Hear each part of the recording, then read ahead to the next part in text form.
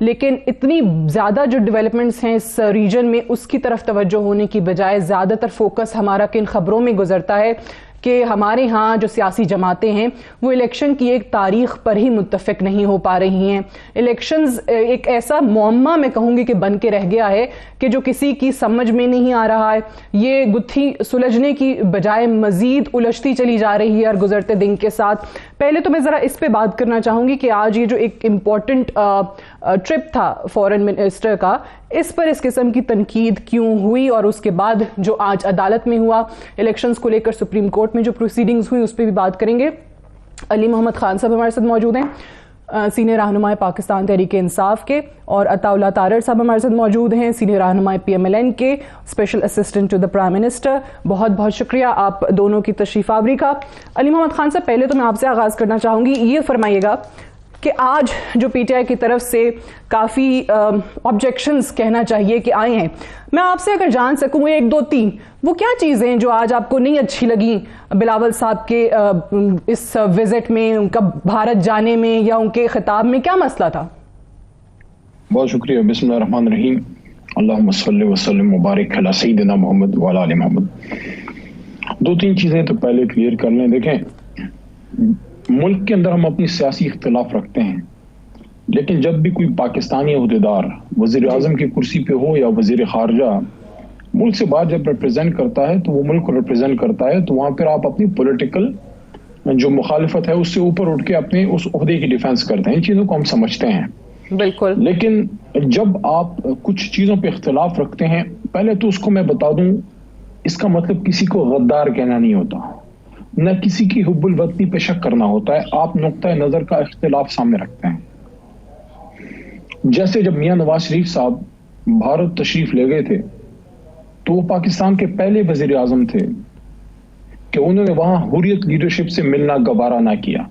لوگوں نے اس پہ طرح طرح کے الزامات لگائے. میں نے کبھی غدار نہیں کہا, نہ وہ غدار ہیں, محب وطن آدمی ہیں, لیکن ان کے اس سٹینس کو ہم نے پسند کسی نے بھی نہیں کیا, اور اس پہ چارج شیٹ بھی لگائی سب لوگوں نے کہ نہ صرف نواز شریف صاحب بلکہ فورن آفس اس وقت کا اور اس وقت کی فورن منسٹری کے رسپانسبل لوگ بھی ذمہ دار تھے کہ وہ پراپر ان کو گائیڈ کرتے کہ میاں صاحب آپ چاہے جتنا بھی بھارت یاترا کریں اور آپ کی جو بھی ذہن میں ہے فورن پالیسی کا, لیکن یہ ایک سٹینڈرڈ ہمارا پروسیجر ہے کہ جب آپ جاتے ہیں تو آپ حریت لیڈرشپ سے ملتے ہیں.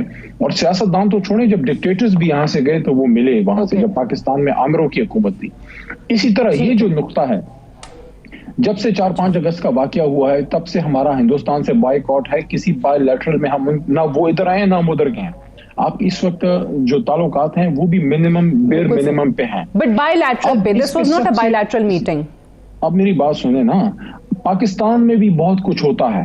ہندوستان بوائے کاٹ کرتا ہے, جیسے اپنی ٹیم تک وہ بھیجنے کا روادار نہیں ہے. ہمارا وزیر خارجہ گیا ہے. سب سے پہلے ہمارا جو اختلاف ہے, سب سے پہلے جو ہمارا اختلاف ہے وہ اس نقطے پہ ہے کہ ان کو کیا جانا چاہیے تھا یا نہیں. کیا آپ جو اس اکنامک کانفرنس سے کچھ لے کے واپس آنا چاہ رہے ہیں وہ اہم ہے, یا آپ کا کشمیر جو آپ کا اسٹریٹجک ایک سب سے امپورٹنٹ فیکٹر ہے جو شرح ہے ہماری, کیا اس سے کشمیر کے اسٹریٹجک کاز کو فائدہ پہنچے گا یا نقصان پہنچے گا؟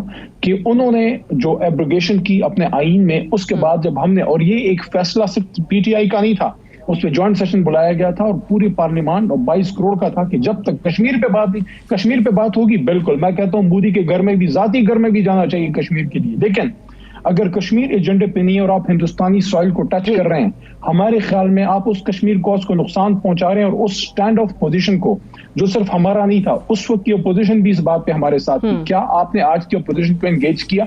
کیا آپ نے پارلیمنٹ میں اس پہ بات کی؟ آپ نے پارلیمنٹ کے فورم کو سپریم کورٹ کے خلاف یوز کیا, بے شمار تقاریر ہوئی, سب کچھ کرتے رہے. اتنے اہم ایک دورے پہ جب آپ نے ایک اچھا چلے, مجھے ٹھیک ہے آپ نے اپنے اعتراضات بتائیں, لیکن مجھے خوشی اس چیز کی ہوتی ہے ہمیشہ آپ سے بات کرتے ہوئے کہ ایٹ لیسٹ آپ نے وہ زبان یا وہ الفاظ نہیں استعمال کیے جو باقی آپ کے لیڈران سوشل میڈیا پہ کر رہے ہیں. انفارچونیٹلی آپ نے جو شاہ سے آغاز کیا وہ اچھی بات ہے کہ وہ پاکستان کے وزیر خارجہ تھے, وہاں پہ آپ کو ایک پولیٹیکل جماعتوں کی وابستگی سے بڑھ کے دیکھنا چاہیے. انڈیا کے حوالے سے یہی کہا ہے کہ جب تک آپ جو کشمیر کا سٹیٹس جو ہے وہ واپس نہیں لے جاتے 4 اگست 2019 पीस वाली पोजीशन पे, तब तक बायलैटरल टॉक्स आपके साथ नहीं हो सकती हैं। इनफैक्ट जो आने वाले दिनों में मुस्तकबिल में G20 मीटिंग्स होनी है, वो भी उसका वेन्यू भी इंडिया ने जो चूज किया है वो ऑक्यूपाइड कश्मीर किया है। उस चीज को भी कंडेम किया है कि आप नहीं कर सकते क्योंकि कोई डिस्प्यूटेड टेरिटरी है और वहां पे आपने G20 की मीटिंग्स रख ली हैं, दीगर ममालिक को इन्विटेशंस भेज दिए हैं। सो उस पे ऑब्वियसली बात तो हुई है, लेकिन चलें अच्छी बात है जो अली मोहम्मद खान साहब ने कहा, चलें एतराज़ात हैं भी तो एक उसके मुहज़्ज़ब अंदाज में आ जाने चाहिए, बट इस पे बनता नहीं है। पाकिस्तान का एक विजिट है, पाकिस्तान के वज़ीर ख़ारजा का विजिट है, इस पे तारड़ साहब जरूर रिस्पॉन्ड करें। और मेरे ख्याल में देखें, ये बात पीटीआई नून या पीपल पार्टी की नहीं है, बात पाकिस्तान की है। तो अगर कोई चीज अभी नहीं हुई तो होनी चाहिए, और मेरा पुरजोर इस पे मौक़िफ़ है कि कश्मीर पे जो प्रिंसिपल स्टैंड है वो तो किसी पाकिस्तानी सियासतदान ने अपनी सियासत खत्म करनी है तो वो फिर उस पे करेगा, उस पे वापस होगा, अदरवाइज उस पे हम सब एक नुक्ते पे हैं।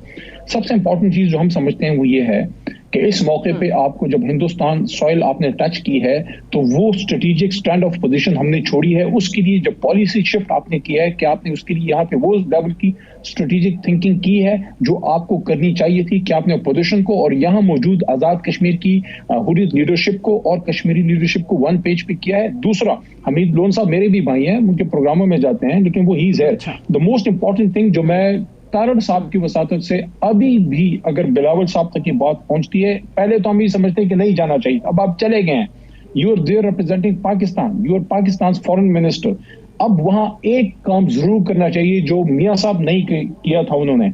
मैं समझता हूं कि as a foreign minister Pakistan उनको फौरी तौर पे हुर्रियत लीडरशिप के साथ वहां पे गोवा में एंगेज करना चाहिए, उनके साथ मीटिंग रखनी चाहिए और कश्मीर पे जो प्रिंसिपल पोजीशन है पाकिस्तान की वहां एक मुश्तरका एलामिया हुर्रियत लीडरशिप के साथ आना चाहिए ताकि हिंदुस्तानियों को मैसेज मिले कि अगर पाकिस्तानी पहले तो हम आ नहीं रहे थे, अगर चले गए हैं तो वहां हमने वो काम करना है जो एक पाकिस्तानी एक लीडर को कश्मीरी लीडरशिप को साथ बैठा के करना चाहिए और हमेशा होता रहा है। देखें ये माजी में हमारा तरीकाकार रहा है, ये जिया साहब के दौर में भी हुआ कोट किया था, वो हमीद लोन साहब को कोट किया था। लेकिन हुर्रियत लीडरशिप जो है, हुर्रियत लीडरशिप के साथ आपकी वहां एक मीटिंग जो मकबूजा कश्मीर की हुर्रियत लीडरशिप है उनके साथ आपकी वहां मीटिंग हो, मुश्तरका एलामिया आए और हिंदुस्तानियों को पता लगे कि पाकिस्तानी वजीर खारजा के आने का मतलब ये नहीं है कि हमने अपनी प्रिंसिपल पोजीशन से एक इंच भी पीछे हटे हैं। ये बहुत जरूरी है, माजी में नहीं हुआ, पिछले दौर में मियां साहब के दौर में, अब ये होना चाहिए। देखिए इस चीज पे हमें कोई पीटीआई वो नहीं है, ये पाकिस्तान आप कह रहे हैं कि जी हुर्रियत जो लीडरशिप है उनको ऑन बोर्ड रखा जाए और ऑपोजिशन को आपने आगाज में ऑन बोर्ड रखने की बात की थी इस इशू पे, अच्छी बात है। लेकिन हमारे यहाँ मूविंग ऑन अता तारड़ साहब, जो अपोजिशन और आप लोगों के जिस चीज़ पर मुज़ाकरात हो रहे हैं वो भी नतीजा खेज साबित नहीं हो रहे, तो हमारे यहाँ तो वो एक आई थिंक स्पेस ही बिल्कुल ख़त्म हो गई है कि आप किसी इशू पे बात कर ही नहीं सकते हैं। एक टेबल पर बैठ भी जाएं तो वो इतने स्टबर्नेस के साथ आई थिंक दोनों साइड्स बैठी हुई हैं। ये जो आज हमने देखा है सुप्रीम कोर्ट में, जिस अंदाज में चीफ जस्टिस साहब ने कहा है कि हमने ये हुक्म नहीं दिया था, जैसे पोर्ट्रे किया गया कि ये कोई सुप्रीम कोर्ट का हुक्म है जिसके मुताबिक आपने बैठना ही बैठना है, मुज़ाकरात करने ही करने इलेक्शंस पे, ये एक सजेशन था।